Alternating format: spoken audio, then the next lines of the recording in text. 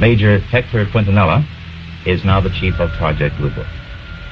Major Quintanilla, what are the objectives of Project Blue Book? As I'm standing there, I kind of, it's a very hard feeling to describe. Skinny arms, skinny legs, but I could only see about half of this thing.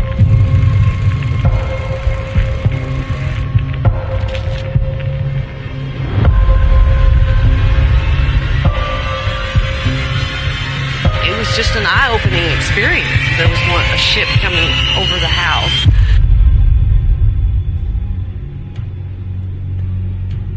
It was like a white light sort of thing that we saw. It was coming out of a cloud.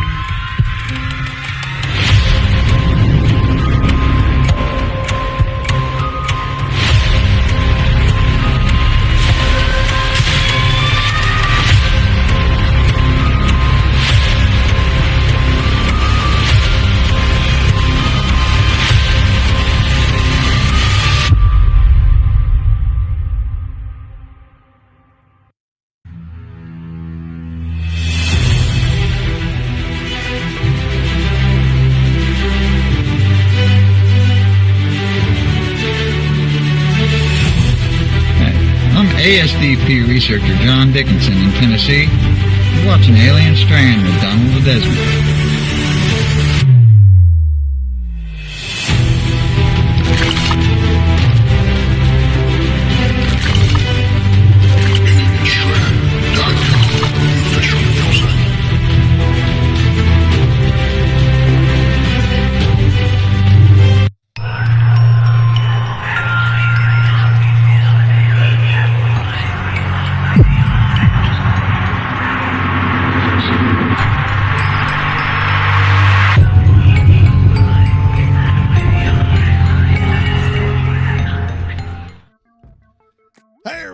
Welcome to this episode of Alien Strand Podcast. I'm your host, Donald Ledesma, and welcome to today's show. Man, it's going to be a good one. We decided to talk about some UAP news, number two, right? So I'm going to have a special guest on today. Mr. Terry Linch is going to be on today. We're going to be out there just kind of giving you some new updates of what's happening. Now, if you just saw the trailer for part 3 of The Middle, well, guess what? I just finished the editing on everything already on that film. So, it's still not finalized all the way, but I did get a really good ways on the film. Now, you know, it's always hard to get these films. It just takes forever in editing, man. I'm telling you. I tell everybody, I can't express it as much. For every 1 minute that you're seeing on film, it usually takes an editor about 4 hours to get that 1 minute. Coloring and all that good stuff that comes along with it, right? But hey, that's just what comes with the job. So let's see who we have out there. Zayden Palacio says hello. We are live on X. We are live on YouTube. We are live on Facebook. Yes, Facebook, we are live. And I do own rights to all this music, all right? So don't be doing that crap to me anymore. That's why I have to write it every time. I swear to God. But no, we're going to talk about a lot of good stuff. We're going to show you some UFO videos. We're going to show some UAP photos that we've been putting up on Alien Strand Disclosure Project. If you're not part of that, please join that. Like I said, follow us on X, YouTube, Twitter, all that good stuff. So we are live actually on Spreaker on the audio, and after that it'll go to Spotify, iHeartRadio, and 28 other platforms, man, that you can listen to these podcasts and go back and listen to it. Now, if you're listening to it live right now, I appreciate you guys that are driving, truck drivers, anybody, doctors, anybody that's out there that's listening on the road. Y'all be careful on the road. Keep your eyes in the sky. Remember, pull over where it's safe to do so, and take your photo, take your picture, or have somebody do it for you if you have a passenger. Best advice I could ever give you, right? That's the way it should always be. All right, man. So I am fired up today because you know why? We haven't done this in a while. I've been just kind of busy doing a lot of different things, and plus my regular job. Hey, man, everybody has one, right? I know you do too. So if you didn't catch my podcast, Subconscious Manifestations, manifesting. It glitched on me. I didn't realize it had did that. I am going to redo this again. It's out on Patreon if you want to listen to it. I will redo it again. And there was so much I wanted to tell you guys. It's deep. If you can sit through it, but I'm redoing it, okay? But my bad. I didn't realize that had happened to it until after it was already done. I figured I did a good job, and I was like, all right, man, everybody should listen to this, and it happens, right? So anyway, the Middle Tetralogy, we have part 1, part 2, and then guess what? Part 3's done for me almost. So I'm letting some special people do the preview special screening on part 3. Actually, tonight. They're going to be able to watch that part 3 tonight. If you haven't seen part 2, go to our other channel on Skylight 1 on Facebook. Go check it out, or I'll put links to it on this podcast. And go check out part 2. You have to. And if you haven't seen part 1, go look for it on Tubi TV, Amazon. It's all over the place. And we got to clear some stuff up on part 1 me and Terry are going to do tonight. But just thank you guys for watching these films.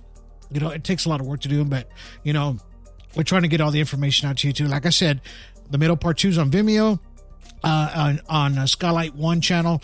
Go look for it there. And, we appreciate all you guys that have signed up and have been sponsors and all kinds of that good stuff. So, hey, man, we're going to be looking for sponsors. We need sponsors.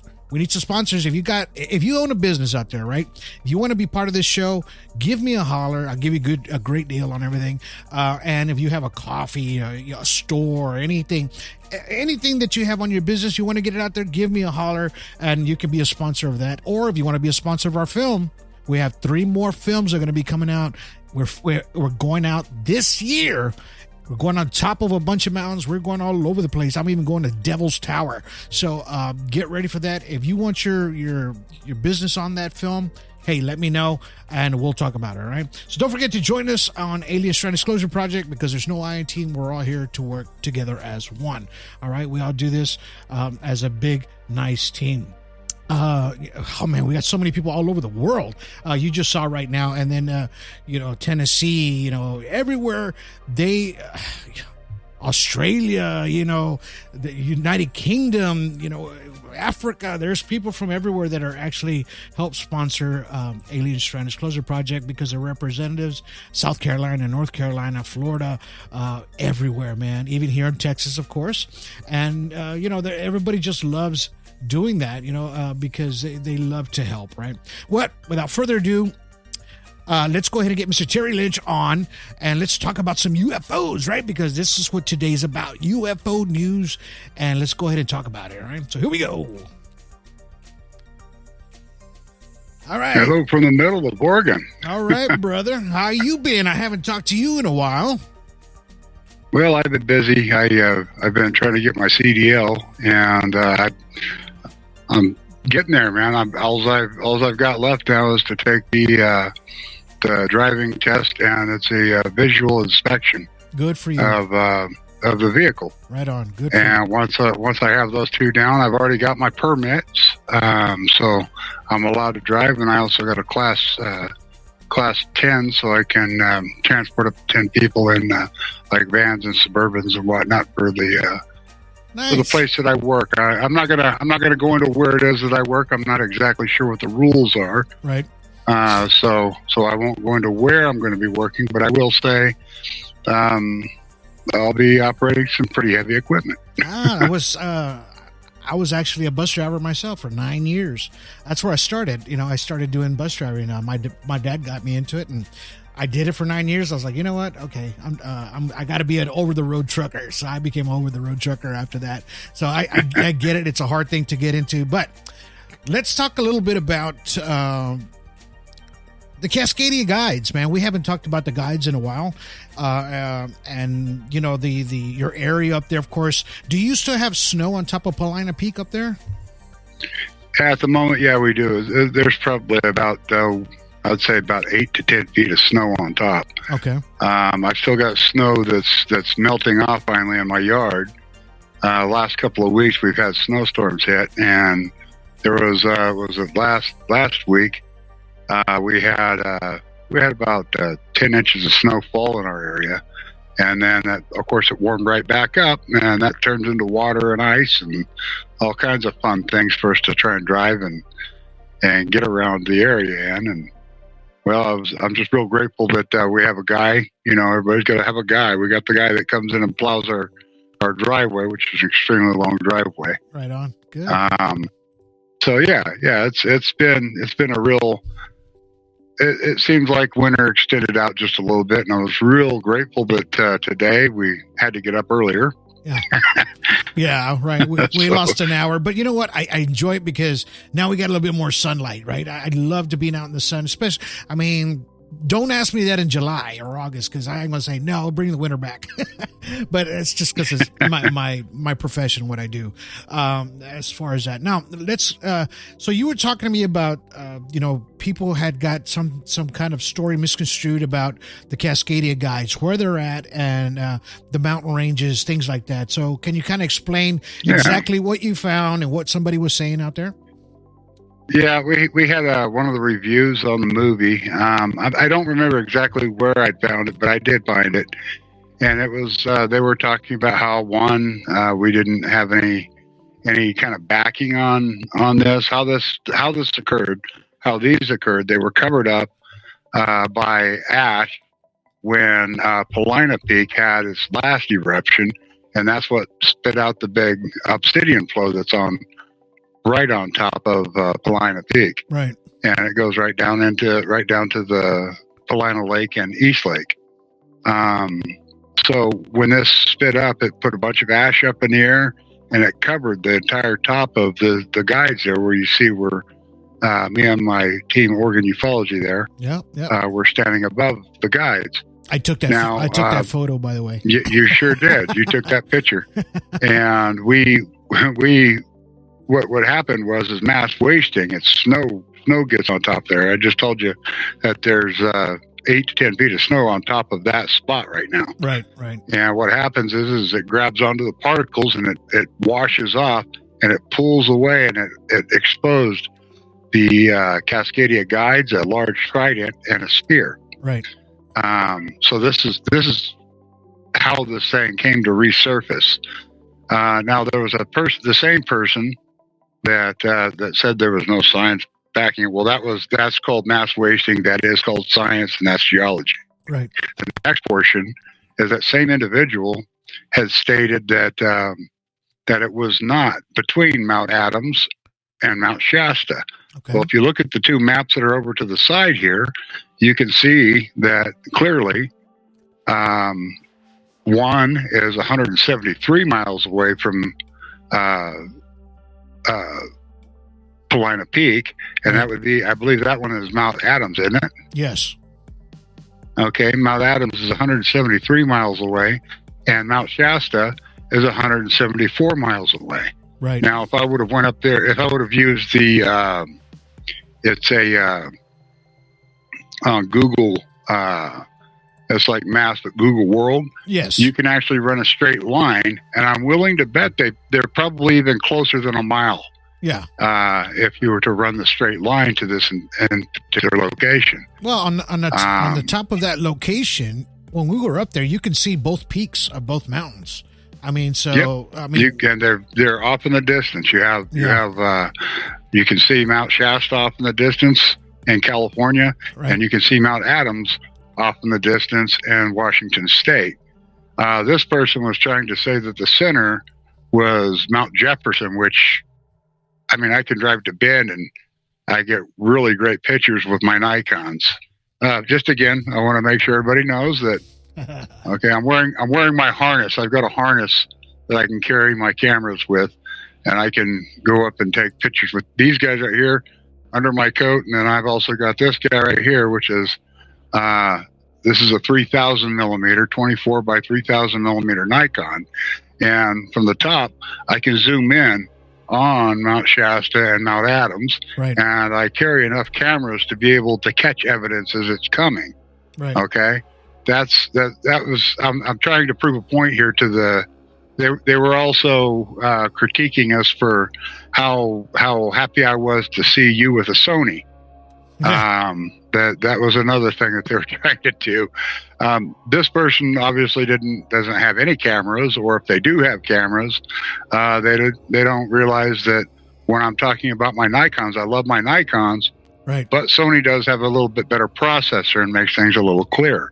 That's all I was trying to say in that movie. Right. Is that I was really glad that you showed up with the equipment that you have, because it gives a little bit clearer picture. Exactly. And well, you I know, mean, if you can have a Nikon, you can have a Sony, you can have, I mean, an Olympus, you can have anything really in reality. Canon, yeah. Everything has an amazing processor, but sometimes people out there, you know, like I've always said before, mostly a lot of people love the Titanic. You're going to get one or two that's going to hate the Titanic movie, right?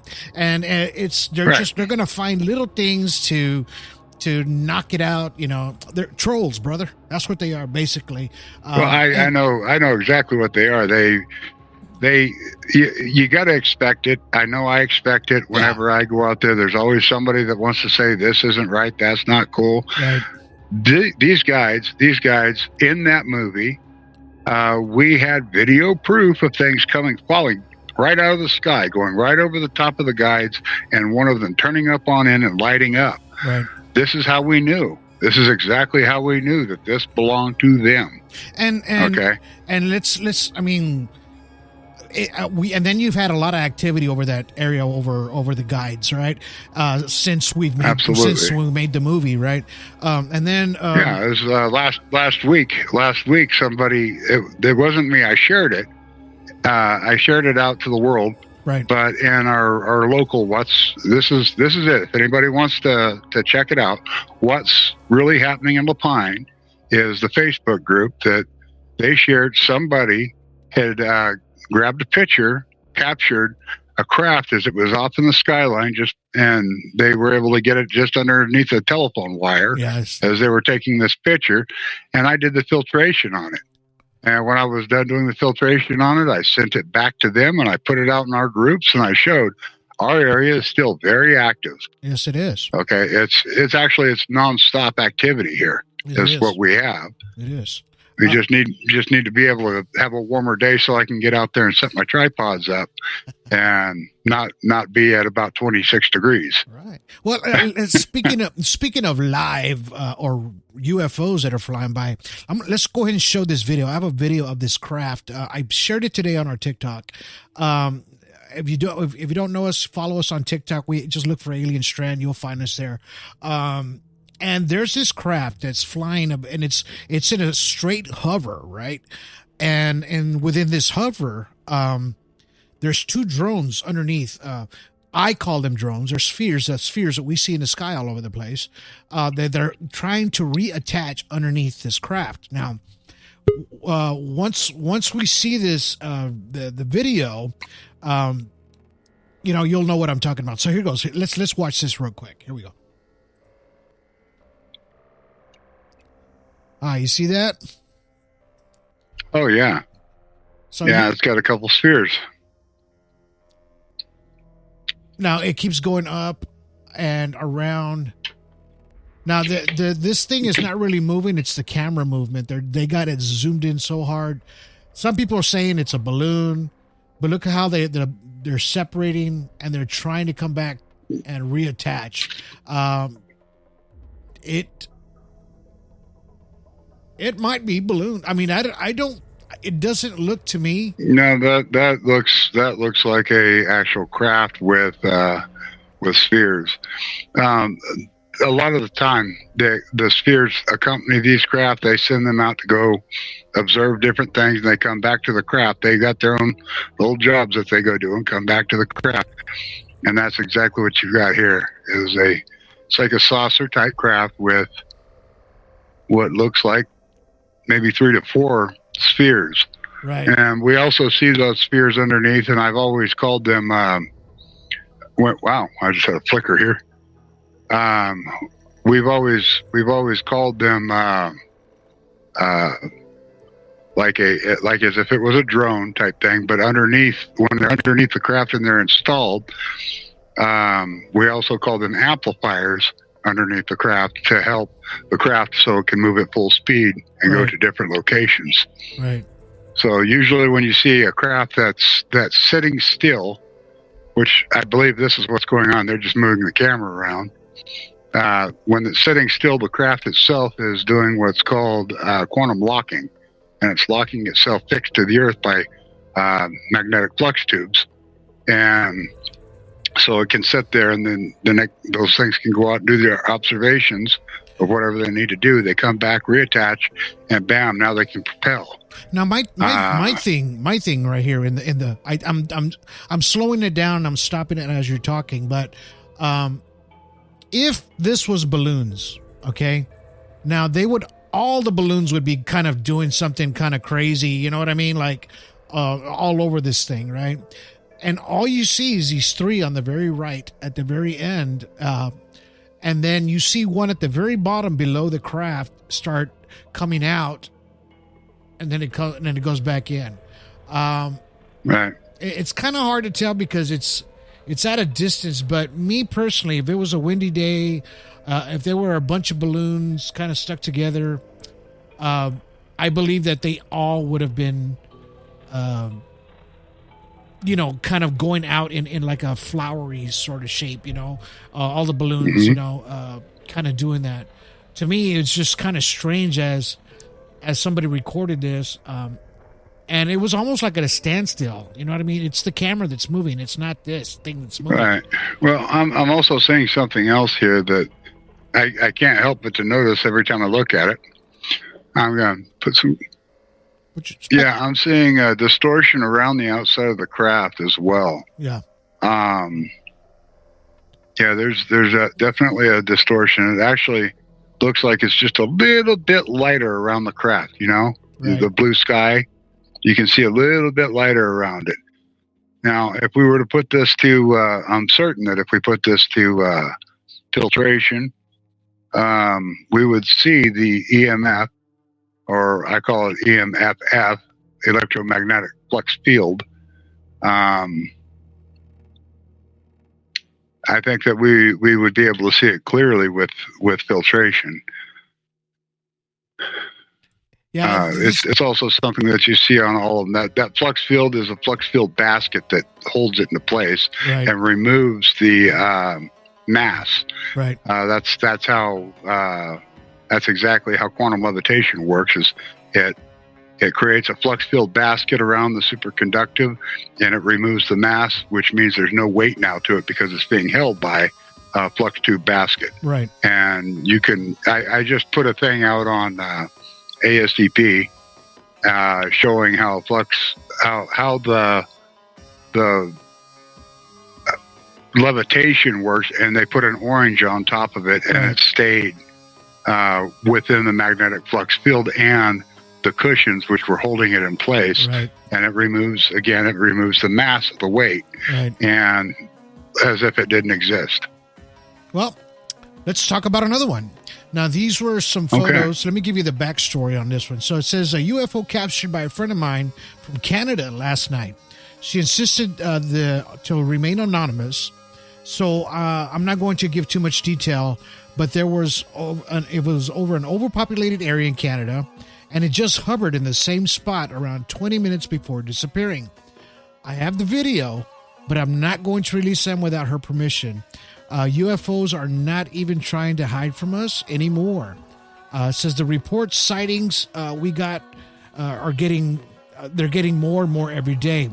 With the spike this last month. So in Canada, they're getting a lot of UFO sightings. And it says, do you think that they are getting ready to reveal themselves to us?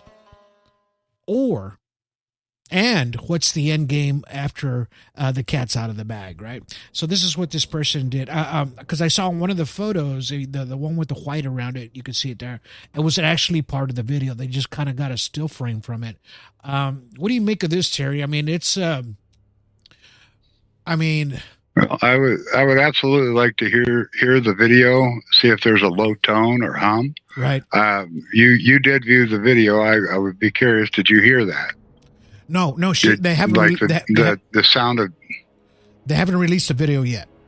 So. Oh, okay. Yeah. So when we get this, we'll try and listen for the D1 sharp. Exactly. The low tone. Especially when they're hovering above. That was their ancient signal of we're here. Yeah, in Canada too, so I know. Yeah, I get a lot of people from Canada actually contact me, some that they have really, really close encounters, like literally really close.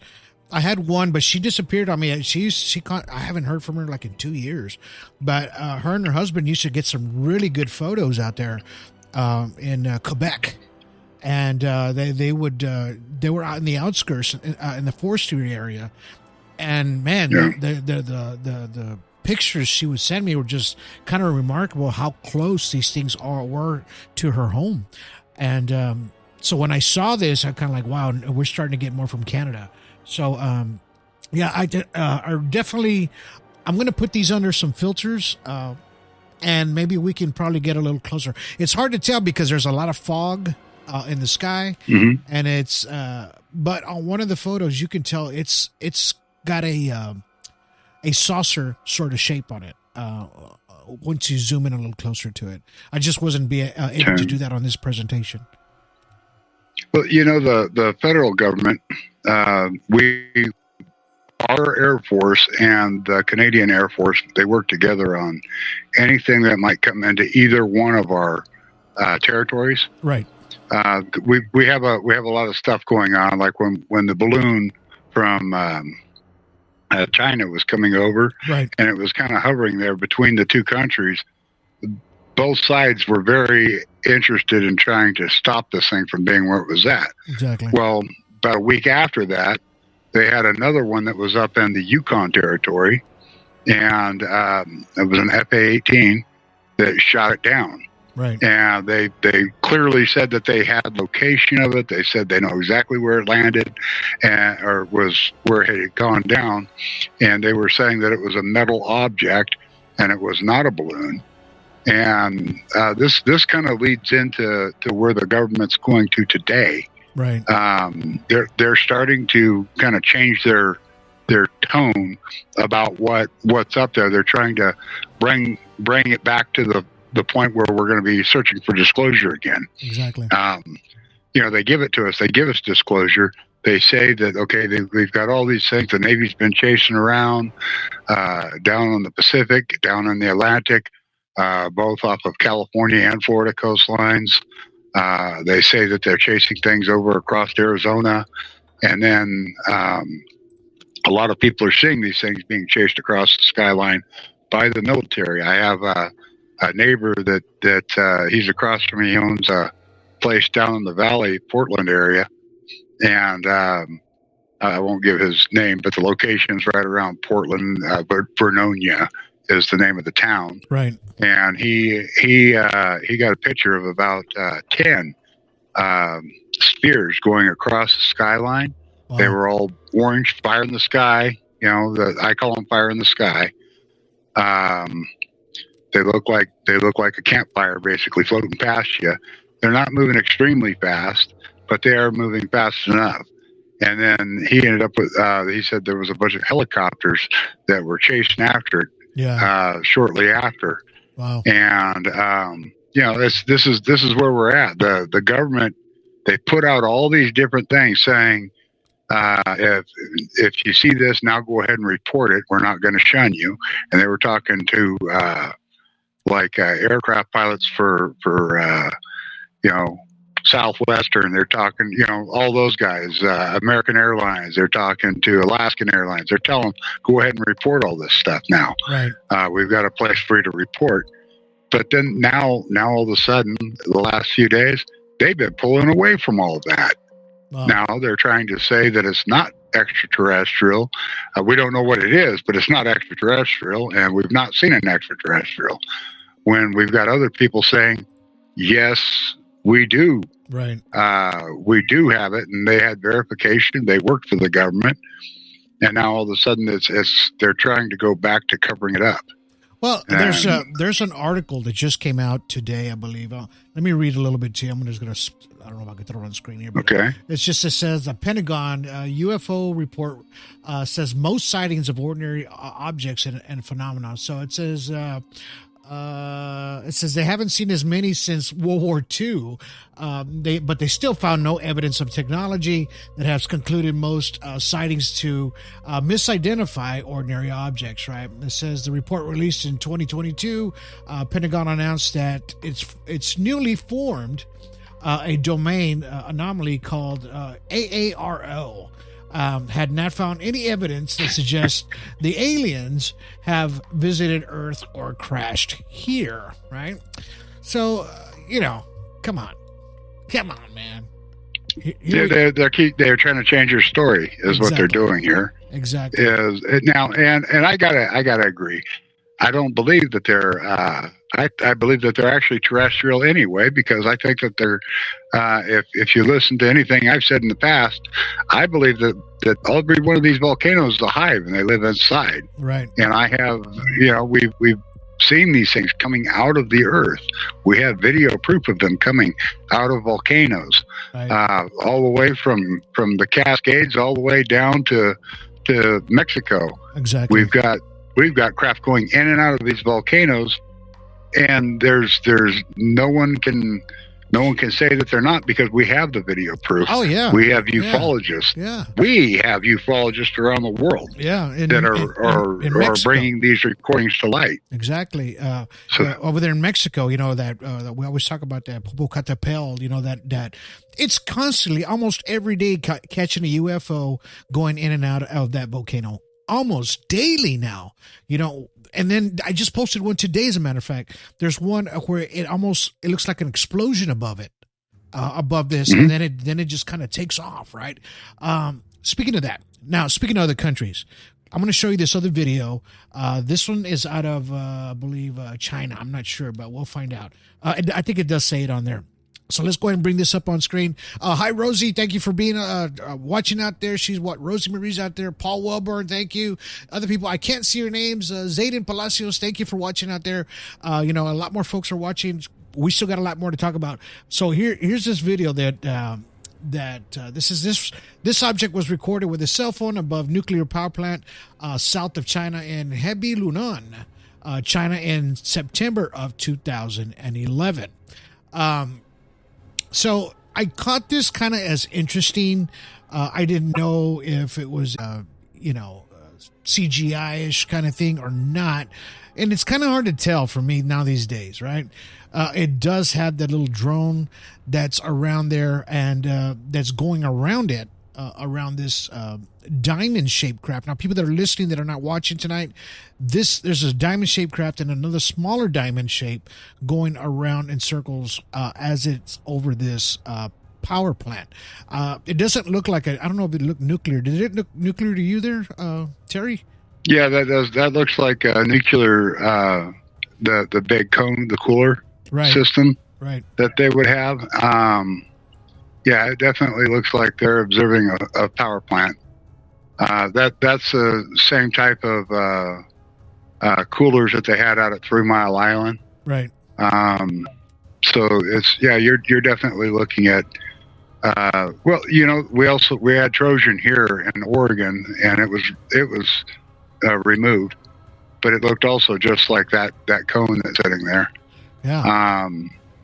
However, that diamond craft, that you put that down on the ground, you got yourself a pyramid. Yeah, that's true. I'm willing to bet. Yeah, I'm willing to bet. See, here's the way I see it is, how every year we get a new type of car, we get a new type of motorcycle. These people, I'm going to call them people because they, Homo sapiens, we have eyes, we have hands like this, and we can do things, and we are human. Right. And they have a human appearance themselves, but they're whatever they are, wherever they come from, whatever they are. They probably don't even call themselves what we call them. However, they do the same thing we do. They've got the new car, they got the old car. Sometimes you'll see a craft that looks like something that was from the 60s that people had seen in the 60s, and you'll see it today. Well, Right. you know, you go out to some place where they're showing off the new or old cars at a car show. Everybody's driving their old car, Right. you know, Right. and it's just as simple. Some people might have an old car that's their daily driver, That's true. you know. That is So true. what I'm saying here is you might see the old flying saucer go by that they've seen way back in the day, or what the government used to call Foo Fighter, the spheres. Right. Those spheres that that you see underneath the UFO, like we had on earlier. That's exactly what the federal government called a Foo Fighter. I've seen anything from what looks like rocks and obsidian flying through the sky, or jasper flying through the sky. That, you know, it could be just about anything that they figured out that they could take and put and make it levitate and operate. Exactly. You know, Exactly. there was a Russian guy. I can't remember his name off the top of my head, but he had shown that if you take the hard shell of the beetle, Oh, and you yeah. put them together, one will levitate. You know, one side of it will levitate. Mhm. Well, he had taken all of these hard shells and he'd put them underneath the standing platform, and he was able to take off, direct it, fly it, and he has video of it. Or it was 8mm film of it is what the world could see. I saw And that. you can actually look this up. Yeah, you can look it up on YouTube. I mean, it's right there on YouTube for you to go and see it and verify what I'm saying. All right. Well, It's ancient technology, and it's all we did was we're overcomplicating things. right. I think we're overcomplicating it. I think that we could do everything that they're doing if we dumb down a little or smarten up, whichever way you want to call it. Well, I mean, we're still the zoo. Like Joe Rogan says, you know, it's like, he goes, we're the zoo, man. He goes, it's just now, if he goes, they just got new footage of an orangutan or an ape kind of using a spear to go fishing to get a fish. Where did they learn that from? Right. So in other words, they're learning. They're still behind us, but they're learning, and we're learning from them as far as watching, right? We're watching as these things are happening, and how is that happening? How does it work? You know, how does that propulsion system work, right? We've got the basic propeller thing doing, you know, we did that, you know, and then we had the jet propulsion as well, which is the German scientists. They're the ones that made it first. We got it now everybody's using jets now, and then of course we're still using that same kind of propulsion in a sense to rocket ourselves up into space and go to Mars, the moon, or wherever, right? But yet we still can't get as close to get to that same propulsion system that they have, which Bob Lazar talked about, you know, the element 115, moscovium, right? What you talked about, you know, and we as 115 is also called ununatanium. Yes. It's a double un on it, and it's ununatanium, which would be the natural form of it. Moscovium was the one that they. I'm sorry for interrupting, but It's okay. I just happened to study a little bit on this one. Ununatanium was what they found at the crash site, and they brought back to Area 51, and that's what they were using. Ununatanium is the natural form of it. Moscovium. What happened was they took the moscovium and they did a radioactive bombardment on it. It's called the smoke test, what they call it. Right. And you can, during the smoke test, you can also look all this up. When they do the smoke test, what happens is it has almost instantly the moscovium, its lifespan ended almost instantly. But it did do the levitation. It created its own gravitational field, and it created its own gravity, and it also became buoyant, like for levitation. Okay, and it but it was instant. Its lifespan was almost. This was Russia's way of trying to hide ununatanium. Now, ununatanium had a much longer lifespan, and that's the one that when they raided Bob Lazar's house, that's what they were looking for. They thought that he had grabbed some of that material when he was working at S4. That's exactly. S4 is where he was working out at. It's called Papoose Lake, out by Groom Lake. They're two separate facilities. Oh, here's a couple. So there you go. Yeah, let's talk a little bit about this one here. So this one I recently posted here about 5 days ago on Alien Strand Disclosure Project. So this was I'm going to give you the backstory on this. It says these photos are from a dog walker that saw this object skimming across the farmland in the UK in 2020. It says the person says that it was skimming back and forth and stopped in intervals, then it vanished into the air. It says, and during that time, it irritated his normally on the dog. In other words, the dog got kind of weirded out. It says on getting home, they had a closer look at the photo to see what looked like something that sat in it. It says it had to be noticed that it had the same shape of a UFO like seen in the 1960s, right? So this is the actual photo that they took, and if you kind of look close, it almost looks like you can see something inside on the right. The pilot, right, of the pilot that's sitting inside of this craft, right? And this was caught in 2020. And the similarities that they're talking about are these right here. So if you look at this photograph was taken by Bell Baldwin, Melbourne resident who wishes to remain anonymous. It already said his name right. Shortly before the Westfall school sighting in April of 1966. So if you look at it, it has the similarities of that same kind of shape of craft, right? What are your thoughts about that, Jerry? Well, that's exactly what I was saying earlier. Is sometimes you like your classic car, you want to take out your classic car, you want to use it.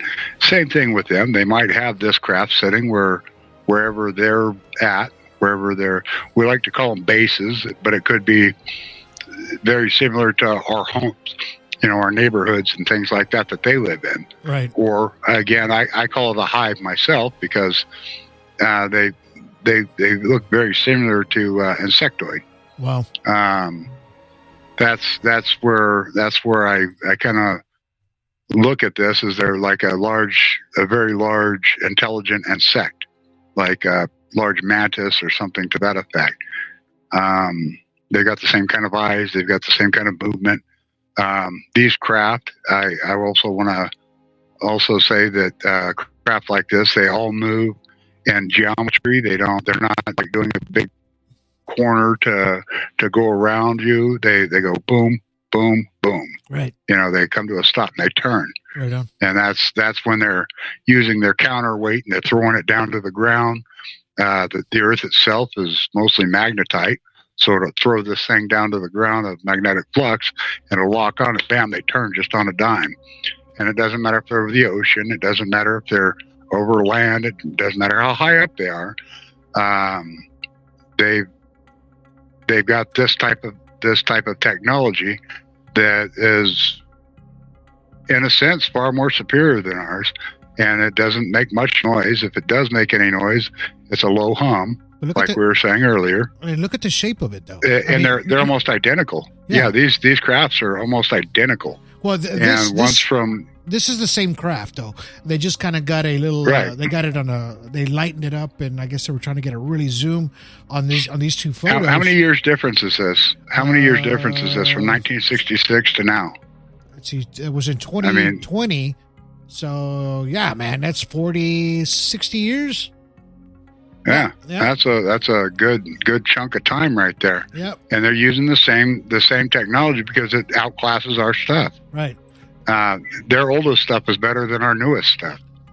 Well, I mean, it's lasted this long. Look at both of those crafts. It just kind of tilted sideways in that 1966 photo, but it just canning resemblance on both of them, really, in reality. Yeah, it's dead on is what we got here. Yeah. So I mean, it could very well be the same thing. yeah. There's other stuff in the sky that looks a lot like the Nazi bell. I don't know if you've seen much footage on that, but every once in a while, we'll get craft that look just like the Nazi bell. Yes. And that tells me that they were fully in contact. That government of Germany and Hitler and all those guys, that they were fully in contact with something. My little bit of research that I did manage to do on that told me that they went to like Nepal, up into the mountains up in there, and the monks that were up there put them in contact with the things that lived inside the earth. Yeah. Again, and they had a general that was up there with a squadron of his guys, and they were introduced. They all sat down as friends, and they were introduced to these inner earth. These monks were protectors of them. Yeah. And they went inside, and they came back with technologies. And we hear all the time about stuff going off in Antarctica. Well, this is the area where they had their biggest research was down there. Exactly. Think about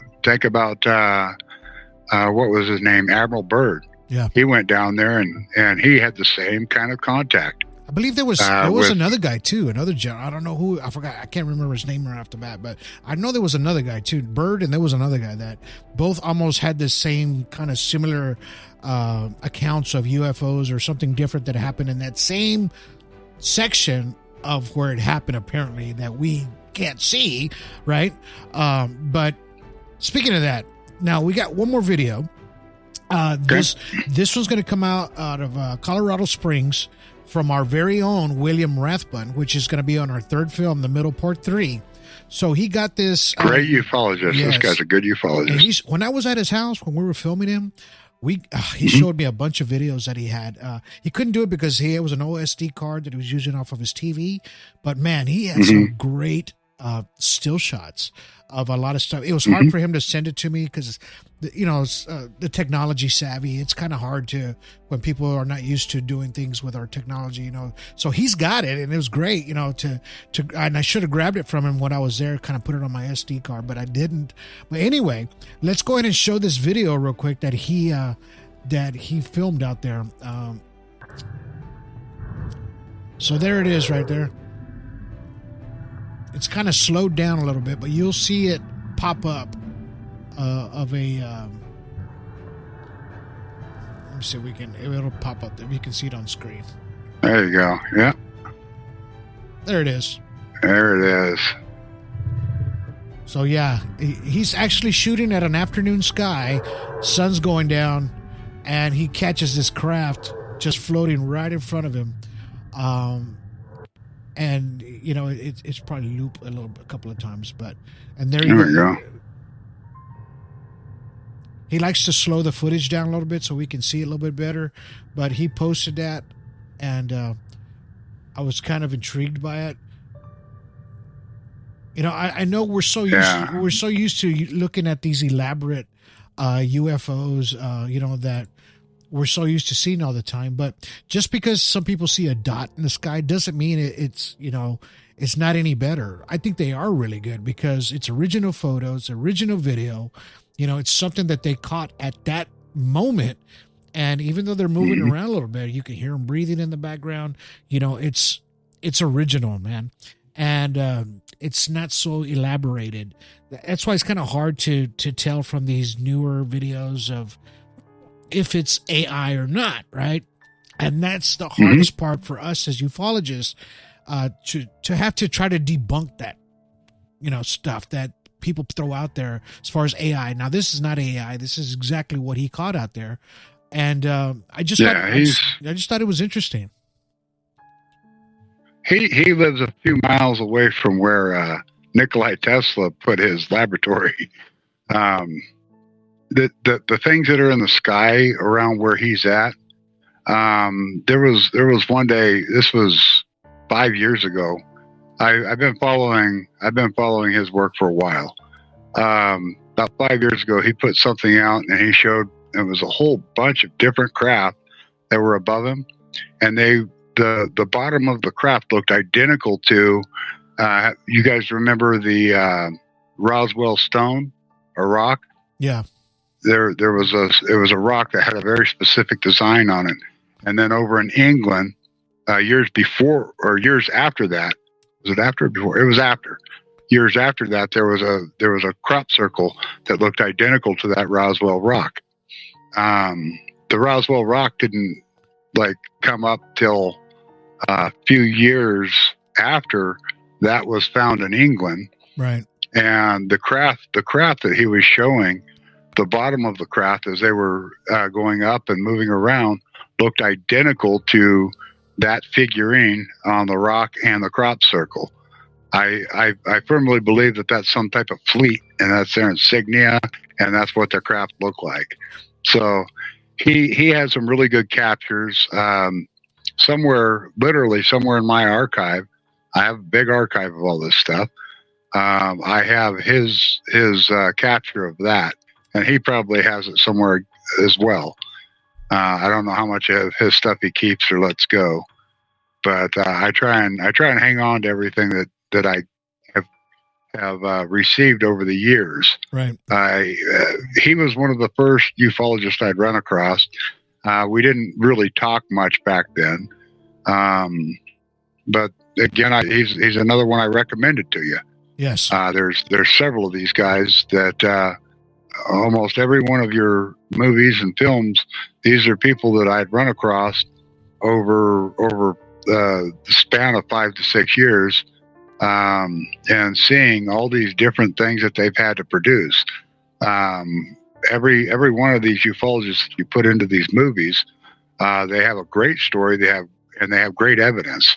And some of them, they do it differently than the others. You'll end up with people out there that tell you, no, this is the only way. No, it's not the only way. You can't, I don't mean to try and smash on like MUFON, because they came up with a rule book. Right. But they can take their rule book and throw it to the side. None of us are experts. Not one of us. Not me. Not anybody. Yeah. I don't claim to be an expert. What I am is I am a citizen ufologist, and I have a lot of friends around the world that are also citizen ufologists. We have a better understanding because we deal with it on a more of a regular basis than the average person. Exactly. That's exactly where we stand. Exactly. Sometimes the sheriff's department will come up and ask me questions because they don't understand what they just saw. So they know to come talk to me. If they happen to have a picture of it, we can discuss it, and I can explain the fundamentals of what we're looking at. Okay. Some of us have gone a little farther. We've studied a little bit of physics. I'm not a physicist. I'm not a geologist, but I understand some physics and I understand some geology. Right. And this is what it is. I'm not claiming to be an expert on anything here, but I am claiming that I know a little better than the average person. Well, all right. Well, let me finish. We're going to end this podcast here. I'm just going to read the last